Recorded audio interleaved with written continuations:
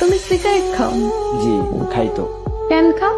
কেন খাই সেটা তো মুখে বলে প্রকাশ করতে পারবো না, তবে আমার একটা নির্ঘুম রাত যদি আপনার হাতে তুলে দিতে পারতাম তাহলে হয়তো আপনি বুঝতেন কেন আমি সিগারেট খাই। এখন থেকে আর কখনো সিগারেট খাবা না। কেন খাবো না? আমি বলছি তাই। কে আপনি? আর আমি আপনার কথাই বা কেন শুনবো? জানি না, আমি বলছি তাই শুনতে হবে। আপনি নিজেই তো নিজেকে ভালো করে জানেন না, আর আপনি আসতেন আমাকে শাসন করার জন্য। তুমি রাত যাবো?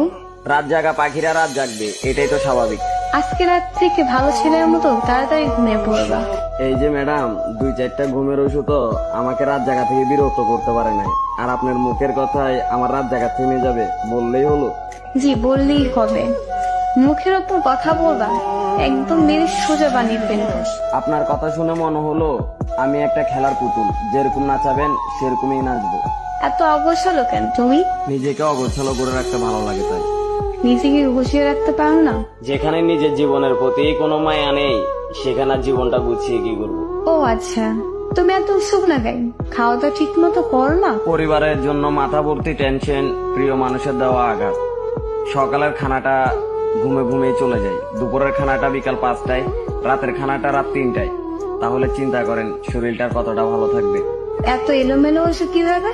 খেলার বয়সে পরিবারের দায়িত্বটা কাঁধে, আর আপনার মতো একটা মেয়ের জন্য নিজের জীবনটা উৎসর্গ করে। ও আচ্ছা, মানুষটা ভুল ছিল তাই ঠকে গেছো? আমি ঠকিনি, আমাকে ইচ্ছা করে ঠকানো হয়েছে। কিন্তু এরকম ভাবে জীবনে চলে না। কাল থেকে সকাল তাড়াতাড়ি উঠতে হয়, খাবার পরে দুপুরে নামাজ পড়া, বাসায় এসে গোসল করবা, দুপুরের খাবার খাবা, আর রাতের খাবার 10টার ভিতর খেয়ে নিবা। 12টা অব্দি আমার সাথে কথা বলবা, তারপর 1 মিনিটও জেগে থাকবা না, বুঝতে পারছো? নির্ঘুম রাত, অনিয়মে খাওয়া আর অগোছালো জীবন, সেটা হয়তো আমি আর কখনোই চেঞ্জ করতে পারবো না। এভাবেই হয়তো চলতে থাকবে আমার জীবন গাড়ির চাকা। আর আপনি যদি মনে করেন যে আপনি এরকম নির্দেশনা দিয়ে আমার মনে জায়গা করে নেবেন তাহলে ভুল ভাবতেছেন, কারণ আমার মন দিল বলতে কিছুই নেই। তুমি তো দেখি অনেক কথা বল, যা বলবো ওইটা করবা। করবা মানে করবাই, না বললে মায়ের তো খাও নাই আমার হাতে, একদম সোজা করে ফেলবো।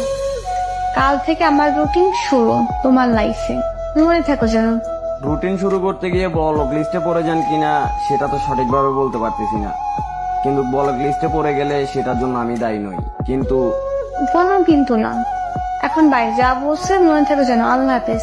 আমি নিজেকেই তো ভালো করে মনে রাখতে পারি না, আপনার কথাটা মনে থাকবে কিনা তা আমি জানি না। আচ্ছা ঠিক আছে ভাই, আল্লাহ হাফেজ।